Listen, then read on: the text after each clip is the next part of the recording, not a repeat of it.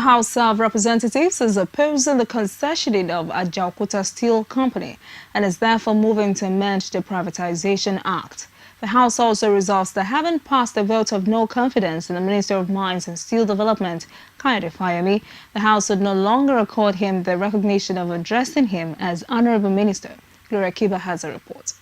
The House observes that Fayemi's decision to engage PricewaterhouseCoopers to conduct a technical audit on the Ajaokuta Steel Company shows that he is decided on the firm's concession. The motion also states that PricewaterhouseCoopers played a major role in one of the past failed attempts to concession Ajaokuta Steel Company. If you allow this Ajaokuta to go on like that, this country is going to lose a big time, because steel complex is always the basis for the development, industrialization of every country.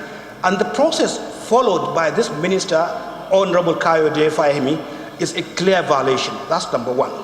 Number two, it's time for this honorable house really to get itself engaged and understand that the process of privatization, concessioning of the most important sectors of the Nigerian economy is compromised. The House notes further that the company has been sanctioned in other countries for lack of credibility, implication for money laundering, blacklisted for roles in terrorism and human rights abuses, among other infractions and irregularities in its operations, all of which have left its operation in tatters. The Greenwich Trust Limited is the same company that sponsored the floating of 25 billion Naira bond when he was governor of Ekiti State.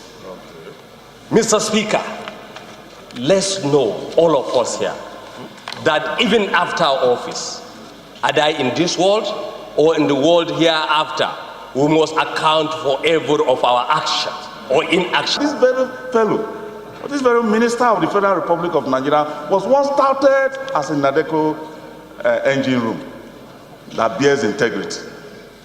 And he came to power with that, quote, as an integrity man.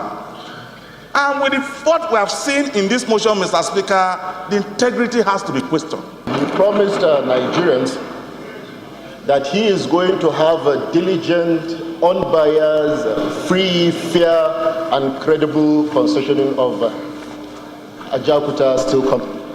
But Honorable Speaker, Honorable colleagues, from the content of the motion, you can see a clear violation of all that he said. The lawmakers also proposed that the Privatization Act be amended to an initial motion moved by 24 lawmakers. Is to actually amend the Privatization Act and actually remove Ajaokuta Steel from the listing.